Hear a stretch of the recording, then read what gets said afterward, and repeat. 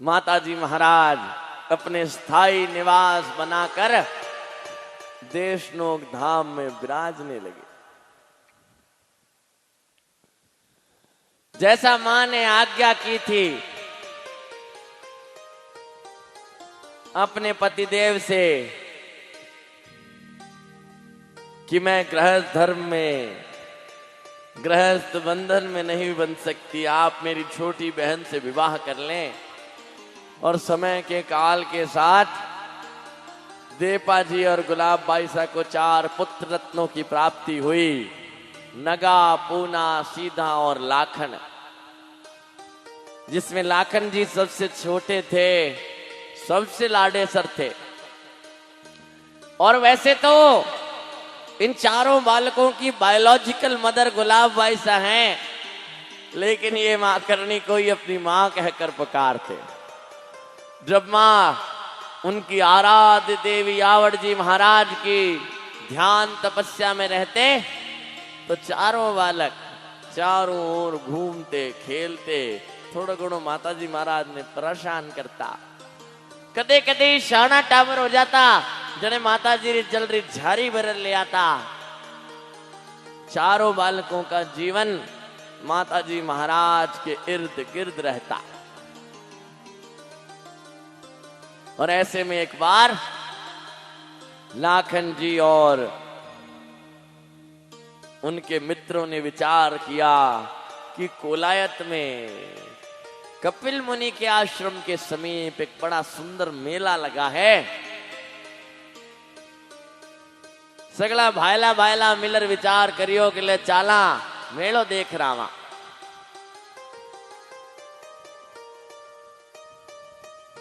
लाखन जी भी चले गए और कोलायत का क्षेत्र जो बीकानेर से 70 किलोमीटर दूर है, वहां पर एक सरोवर है, एक तालाब है जहां कमल खिलते हैं।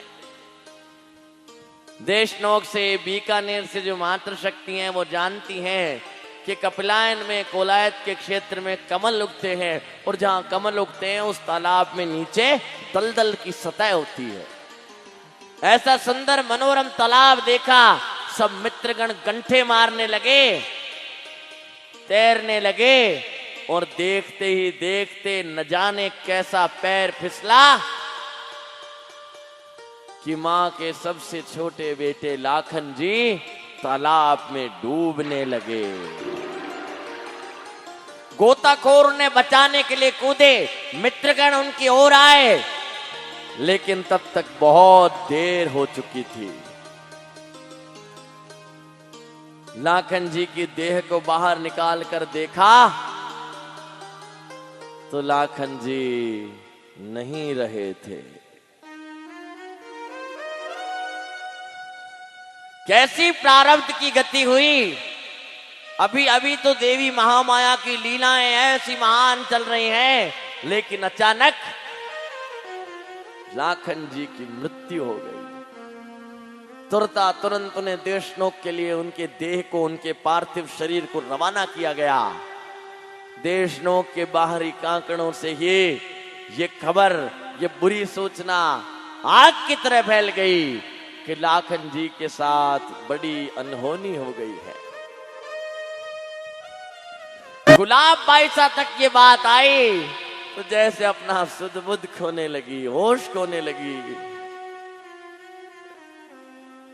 सारे ग्रामवासी, देशनोकवासी विचार करने लगे कि लाखन जी के साथ ऐसी दुर्भाग्यपूर्ण घटना कैसे हो गई। गुलाब बाई सा को संभालने लगे, समझाने लगे, पर गुलाब बाई सा समझने के लिए तैयार नहीं थे और लाखन जी के शरीर को लेकर मां करणी के पास चले गए। गुलाब बाई सा अधिकार से भरकर माताजी महाराज को निवेदन करने लगे, हे जगत की जननी, आप जो जन्म और मृत्यु के इस सारी लीला को अपने उल्टे हाथ में रखती हैं, जिनके श्री चरणों में बड़े बड़े देवता शीश नवाते हैं, हे मां, आपके होते हुए मेरे बालक के साथ ये कैसे हो गया। मां मैं कुछ नहीं जानती, मेरे पुत्र लाखन को जीवित कीजिए। कहीं ना कहीं मां के पर्चे परवाड़े सुने थे, कैसे मां ने मेघा जी को जीवित किया। जब मां शादी विवाह करके प्रस्थान करे तो देवी ने एक क्षत्रिय, एक क्षत्राणी को रोते देखा, समीप उसके पति को मृत देखा, उसे जीवित किया। कहा मां मैं नहीं जानती, मेरे पुत्र लाखन को जीवित कीजिए। और इतनी भावना, इतनी भक्ति की शक्ति को धारण कर इतने अधिकार के साथ मां से कहा। मां ने अपने सेवकों को इशारा किया और लाखन जी के पार्थिव देह को जगदम्बा के ध्यान कक्ष के भीतर रख दिया गया। इधर पूरा देश नो गांव और सारे ग्रामवासी मां के ध्यान कक्ष के सामने बैठे हैं। गांव में उस दिन चूल्हा नहीं जला है।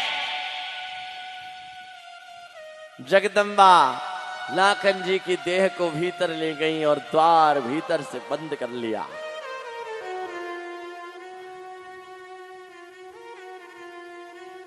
पराम्बा भगवती अपने भक्तों पर करुणा करने वाली है, और जो भक्त उन्हें पूर्ण श्रद्धा, पूर्ण विश्वास और अधिकार के साथ भजते हैं, उनके लिए तो ये साक्षात प्रत्यक्ष खड़ी है।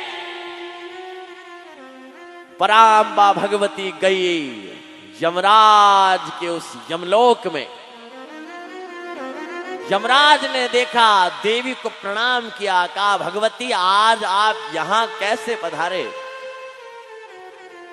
बिना किसी इधर उधर की बात किए मां करणी ने कहा धर्मराज मैं अपने पुत्र लाखन को वापस ले जाने आई हूं। धर्मराज ने हाथ जोड़े, कहा मां ये तो सगला सिस्टम आप ना बनाए उड़ा, खैर मैं तो खाली पालन कर रहा। हाँ आप तो जानती हैं कि एक बार जो इस लोक में आ जाता है वो कभी वापस नहीं जाता। पराम्बा भगवती ने अपने भक्त की रक्षा के हेतु जो कहा वो हम सब भक्तों के लिए प्रेरणास्पद है। भगवती ने कहा ये बात तो मैं भी जानती हूं कि तू जिसे ले आता है वो फिर कभी लौट कर वापिस नहीं जाता, पर यह भी तो बता कि क्या आज तक किसी बालक की मां इस यमलोक में अपने पुत्र को भला वापिस लेने आई है क्या?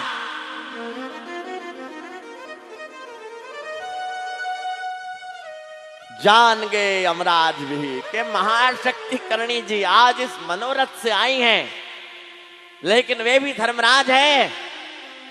अपने उस पद का अहंकार हो गया। कहा देवी आप महाशक्ति हैं, निश्चित रूप से आप लाखन को पुनः ले जाइए, लेकिन ये मृत्युलोक है, पुनः आयु क्षीण होने पर मैं फिर से आपके पुत्र को ले आऊंगा, और भला आप कितनी बार अपने पुत्रों को वापस ले जाने आएंगे? जगत को धारण करने वाली मां करणी जी महाराज के नेत्र रक्त वर्ण के लाल हो गए और अपने असंख्यो भक्तों पर कृपा करने के लिए जगदम्बा ने अपने श्रीमुख से कहा मैं मेरे भक्तों, मेरे वंशजों को वरदान देती हूं कि आज के बाद कोई भी बालक मरने के बाद यमलोक नहीं आएगा, बल्कि मेरे ही मंदिर में काबा बनकर, मूषक बनकर राज करेगा, और काबे के शरीर शांत हो जाने पर फिर से मनुष्य का जन्म लेकर मेरे कुल में पैदा होकर 9 लाख शक्तियों की पूजा उपासना करेगा।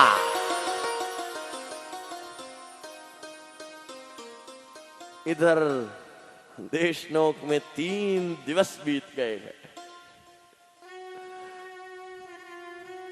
सब लोग किसी बड़े चमत्कार की प्रतीक्षा कर रहे हैं कि इतने में देखा जगदम्बा के अस्थायी निवासों के कक्ष का द्वार खुला।